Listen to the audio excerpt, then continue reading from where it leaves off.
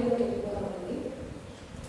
వినుబుద్ధి పుట్టించాలని, వెనకల జమిని గ్రహించగలిగిన మనసుని దేవుడు మనకు అనుగ్రహించాలని దేవుని ఆత్మతో వాక్యంలోకి వెళ్ళిపోదాము. చదివిన వాక్యము మనందరికీ తెలుసండి. 7 మాటలు. మనం చిన్నప్పటి నుంచి ఇన్ఫ్యాక్ట్ మనం వింటూనే ఉన్నాము కాబట్టి ఏమో లైట్ తీసుకుంటామేమో అనిపిస్తుంది నాకు కొన్నిసార్లు. తెలిసిన మాటే కదా, ఏముంటుంది కొత్తగా అని అనిపిస్తుంది. బట్ మై హంబుల్ రిక్వెస్ట్ అండి, కనీసం ఒక్కటైనా ఉంటుంది, ఒక్క పాయింట్ అయినా ఉంటుంది మనకి కొత్తది ప్రతి ఇయర్. మనమేం ఊరికే రావట్లేదు ఇక్కడికి. దేవుడు మన ఊరికినే ఇక్కడ మనం 3 గంటలు దాకా ఇలా కూర్చున్నామంటే నాట్ జస్ట్ ట్రెడిషనల్గా కాదు, ఆచార్యవేదంగా మనం రావట్లేదండి ఇక్కడికి. సో ఏదైనా ఒక పాయింట్ ఉందా, నేను సెర్చ్ చేసుకోవాల్సింది, నేను వినాల్సింది, దేవుడు నాతో మాట్లాడుతున్నాడా అనే విషయంగా మనం కూర్చుంటే దేవుడు తప్పకుండా మాట్లాడతారు. ఈ పేషెంట్ నవ్వు పెట్టుకున్నాము. ఉపోద్ఘాతంలో పాస్టర్ గారు చెప్పిన దాని పాయింట్స్కి ఇన్ ఎడిషన్ టు దట్ నేను కొన్ని యాడ్ చేయాలనుకుంటున్నాను. ఎందుకంటే దేవుడు 7 మాటలు పలికాడు. 7 మాటలు ప్రతి సంవత్సరం మనము ధ్యానించుకుంటున్నామంటే ఎట్లాంటి పొజిషన్లో దేవుడు 7 మాటలు పలికాడు, ఎలాంటి ఫిజికల్ సిచ్యువేషన్లో దేవుడు ఉన్నాడో మనం ఒక్కసారి ఆయన పెయిన్ని మనం అర్థం చేసుకున్నామండి. పాస్టర్ గారు చెప్పిన దానికి ఇన్ ఎడిషన్ టు దట్ నేను కొన్ని పాయింట్స్ యాడ్ చేద్దాం అనుకుంటున్నాను. ప్రీవియస్ డే థర్స్డే నైట్ దేవుడు అక్కడి నుంచి స్టార్ట్ చేసుకుంటే చెమట రక్త బిందువుల వలె మారునంతగా దేవుడు ప్రార్థించాడంట. దాన్ని మెడికల్ టర్మ్స్లో హెమటోహైడ్రోసిస్ అంటారు. హెమటోహైడ్రోసిస్ అది ఏంటి అంటే లోపల ఉన్న బ్లడ్ పంపింగ్ చాలా హెవీగా ఉంటుంది. Because of due to stress, extreme stress వల్ల, యాంగ్జైటీ వల్ల అది బ్లడ్ పంపింగ్ జరుగుతా ఆ స్కిన్ యొక్క వాల్ని రప్చర్ చేసుకుంటూ బయటకి వచ్చి స్వెట్ పోర్స్లో నుండి బయటికి వస్తుంది. అది మెడికల్గా మెడికల్లీ ప్రూవ్డ్ అది. సో దాన్ని హెమటోహైడ్రోసిస్ అని అంటారు. సో అలాంటి సిచ్యువేషన్లో ఉన్నప్పుడు ఒక మనిషి ఎలా ఫీల్ అవుతాడు, అది కొన్ని సిచ్యువేషన్స్లో ఎక్కువైతేనంట టీయర్స్ నుంచి కూడా బ్లడ్ వస్తుందంట, అండ్ ఇయర్స్ నుంచి, నోస్ నుంచి కూడా బ్లీడ్ అవుతూ ఉంటారంట. అలా బ్లీడ్ అవుతూ ఉన్నప్పుడు ఆ పర్టికులర్ ప్లేస్లో స్వెల్లింగ్ కూడా వస్తుందంట. సో అది లోపల ఎంతో బ్లడ్ ప్రెషర్ హై ఉంటే తప్ప అలాంటిది జరగదు. సో హై బ్లడ్ ప్రెషర్లో ఒక మనిషి నార్మల్గా ఉండగలడా అండి? సో ఎలాంటి ఫిజికల్ సిచ్యువేషన్లో దేవుడు ఉన్నాడు. సో కొంతమంది చారిత్రకులు చెప్పడం ఏంటి అంటే ఫీవర్ కూడా వచ్చిందని దేవుడికి చాలా చాలా హెల్త్ పరంగా, హెల్త్ ఇష్యూగా is not at all fit, చాలా చాలా డల్ అయిపోయారు. అది తర్వాత పాస్టర్ గారు చెప్పినట్టు కరోనా దగ్గర ఇవన్నీ కూడా ఒక బ్లడ్ బాడీలో ఉన్న బ్లడ్ అంతా ఫ్లో అయిపోతూ ఉంది. ఫ్లో అయిపోతూ ఉంటే మనిషికి ఎలా ఉంటుందండి, నీరసం వచ్చేస్తుంది. నీరసంలో మనం ఒక్క మాట అయినా మాట్లాడగలుగుతాము, మనకు అసలు ఫీవర్ వస్తేనే మాట్లాడాలి. తర్వాత ఆ మాట మాట్లాడలేని పరిస్థితి, బ్లడ్ అంతా ఫ్లో అయిపోయినప్పుడు ఎలా దేవుడు అడుగు తీసి అడుగు వేశాడు, సిలువ మోసుకుంటూ ఆ కలువరి కొండ ఎక్కాడని. ఈ అన్ని సిచ్యువేషన్స్ మనం చూస్తూ ఉంటే దేవుడు ఇప్పుడు ఒక్కసారి సిలువ మీద వేలాడేటప్పుడు చూద్దాం. ఏసైతే కాకుండా అసలు మామూలుగా సిలువ వేసేటప్పుడు అంట, సిలువ వేసినప్పుడు ఎవరినైనా అలా వేలాడి తీసినప్పుడు వాళ్ళు కొంతమంది చనిపోయే టైం ఎంత పడుతుందంటే 6 days వాళ్ళు లైవ్గానే ఉంటారంట. సిలువ మీద 6 days వరకు చనిపోరంట. 7వ రోజు కూడా వచ్చి చూస్తే వాళ్ళు 7వ రోజు చనిపోకపోతే వాళ్ళే చంపేస్తారంట. అంటే సిలువ మీద అలాగే 6 రోజులు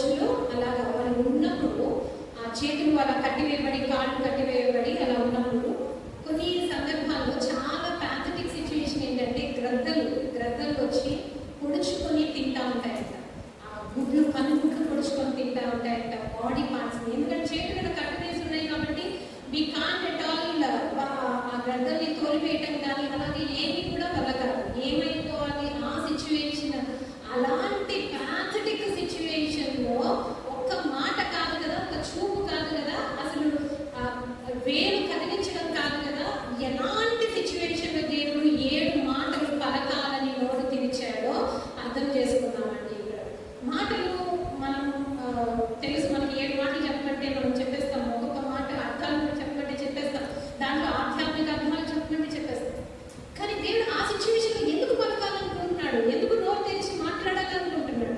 ఆ మాటల్లో నీకేం చెప్పాలనుకుంటున్నాడు, నాకేం చెప్పాలనుకుంటున్నాడో విందామండి. అది చెవులతో కాదు, మనసుతో అర్థం చేసుకుందాం. మన మాట వచ్చేటప్పటికి అమ్మా ఇదిగో నీ కుమారుడు, ఇదిగో నీ తల్లి. ఒక 3 పాయింట్స్ నేను ఇక్కడ మాట్లాడదాం అనుకుంటున్నాను. If at all my humble request, రాసుకోగలిగితే రాసుకోవచ్చు. పాయింట్స్ రాసుకోవడం వల్ల లేదంటే రిఫరెన్సెస్ రాసుకోవడం వల్ల మనకి యూస్ఫుల్లే కానీ అది మనకి వేస్ట్ కానీ కాదు.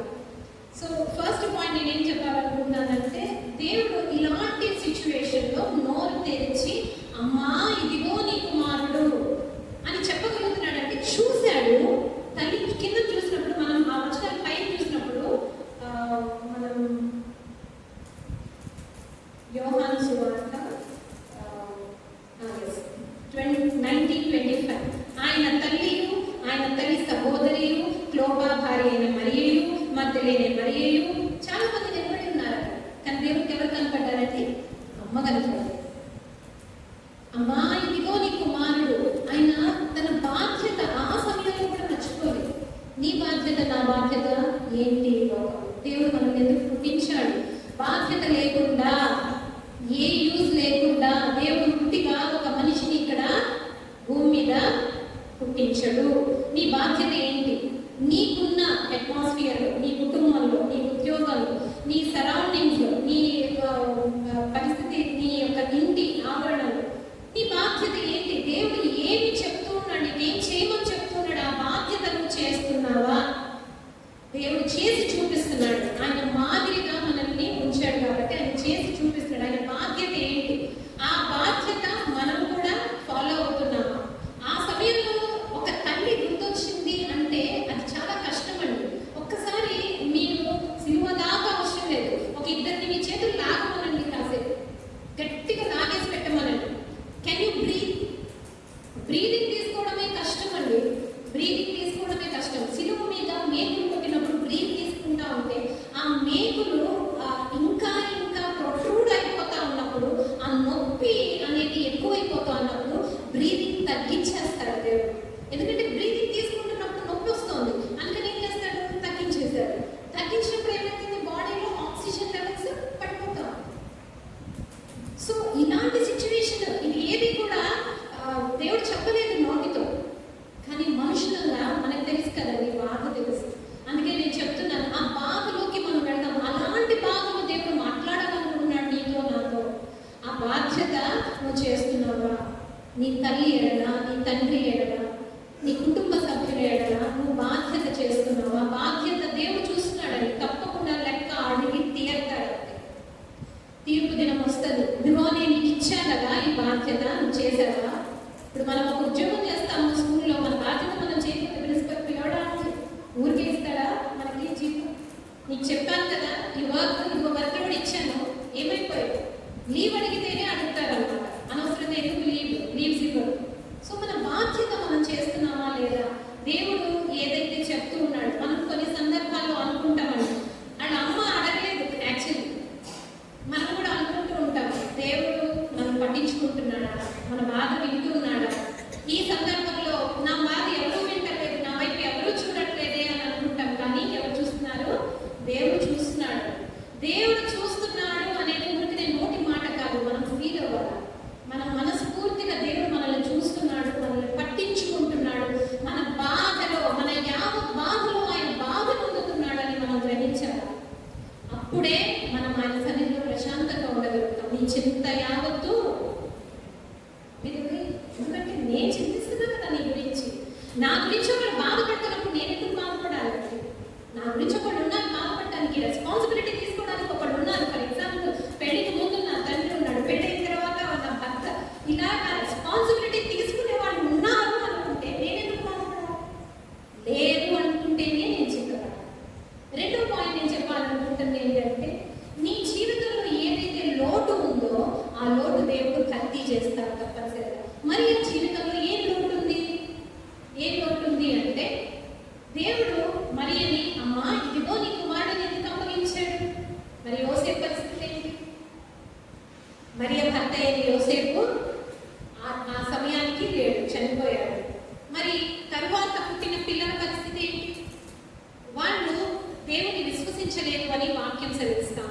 దేవుని విశ్వసించలేదు అంటే వీళ్ళు కూడా అంత ఫెయిత్ఫుల్గా లేరనమాట తల్లి ఎడల.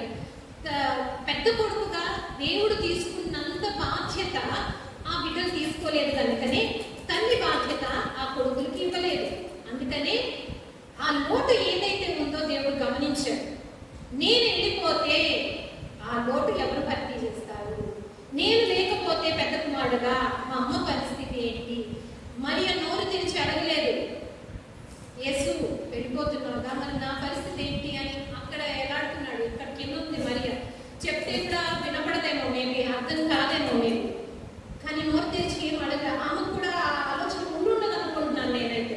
బాధపడుతుంది, అయ్యో నా కొడుకు ఎలాంటి బాధ. ఆమె ఏడుపు, ఆమె కన్నీరు నోటి నుండి కూడా మాటగా కూడా రావట్లేదు. తన గురించి తను మర్చిపోయింది కూడా, కానీ ఆయన మర్చిపోలేదు. ఆ లోటును భర్తీ చేయడానికే యోహానుని తీసుకొని వచ్చాడు. నీ జీవితంలో ఉన్న లోటు అది ఏదైనా కానీ దేవుడు భర్తీ చేయబోతున్నాడు ఈరోజు. నా జీవితంలో కొన్ని ఏళ్ల క్రితము ఇందులో ఒక తండ్రి దేవుని పిలుపుకొని వెళ్ళిపోయినప్పుడు నేను ఎంతో లోటు ఫీల్ అయ్యాను. కానీ ఎప్పుడైతే దేవుని సన్నిధికి వచ్చానో ఆయనే నాకు నాన్నగా ఆయన ఆ లోటును భర్తీ చేశాడు. నానా అని ఆయన సన్నిధికి పెడితే, ఇదిగో నేను ఉన్నానమ్మా అని నా దగ్గరకు వస్తాడు నా దేవుడు. తప్పకుండా మనము అది ఎక్స్పీరియన్స్ చేయాలండి. దేవునితో ఆ సహవాసం, ఆ బాండేజ్ కలిగి ఉండాలి. మూడో మాటగా నేను ఏం చెప్పాలనుకుంటున్నానంటే నమ్మకం. దేవుడు నమ్మదగిన వాడు. మరి నువ్వు నేను ఆయన నీ మీద పెట్టుకున్న నమ్మకం అది నువ్వు ఫుల్ఫిల్ చేస్తున్నావా? నేను దేవుడి మీద నమ్మకం పెట్టుకున్నా, దేవుడు మాత్రం ఆ నమ్మకాన్ని వమ్ము చేయట్లేదా? ఏ రోజు నన్ను ఒట్టి చేతులతో పంపించలేదు. మరి నీ మీద పెట్టుకున్న నమ్మకం, నిన్ను నమ్మకంతో ఈ లోకంలో పుట్టించాడు, నమ్మకంతో ఒక కుటుంబాన్ని ఇచ్చాడు, నమ్మకంతో ఒక బాధ్యత అప్పగించాడు. అది ఉద్యోగంలో కానీ సమాజంలో కానీ ఎక్కడైనా. మరి ఆ బాధ్యతను ఎలా చేస్తూ ఉన్నావు? ఫుల్ఫిల్ చేస్తూ ఉన్నావా? నమ్మకం. యోహాన్ని ఎందుకు నమ్మాడండి దేవుని శిష్యుడుగా? చాలా మంది ఉన్నారు కదా, యోహాన్ని ఎందుకు నమ్మాడు? యోహాను ప్రియ శిష్యుడు, దేవుడు ప్రేమించిన శిష్యుడు. అంటే దేవుడు పక్షపాతానా? కాదు. యోహాను ఆ ప్రేమను పొందుకున్నాడు. దేవుని దగ్గర సమృద్ధి ఉందండి, సమృద్ధి ఉంది దేవుని దగ్గర.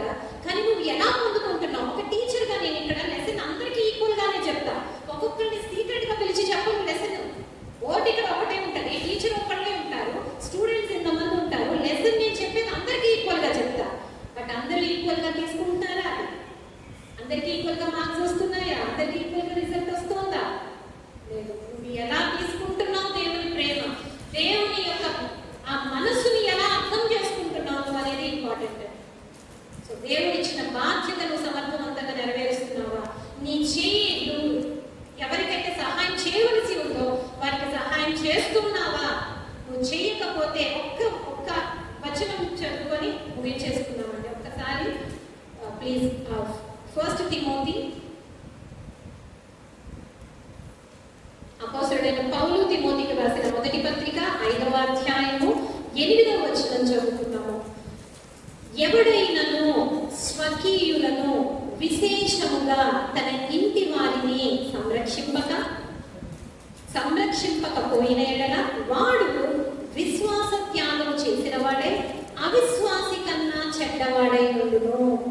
దేవుడిచ్చిన బాధ్యత సమర్థవంతంగా నెరవేర్చకపోతే అవిశ్వాసి కన్నా హీనుడు అయిపోతావంట. నువ్వు చేయగలిగి ఉండి ఆ సహాయం కానీ ఆ యొక్క స్థితి కానీ ఎవరికి చేయకుండా వెలు తీసుకోవద్దు, చెయ్యి అని చెప్తాడు దేవుడు. అబ్దుల్ కలాం గారు ఒక మాట అంటారు, I'm not handsome but I can give my hand to someone. I'm not handsome but I can give my hand to someone.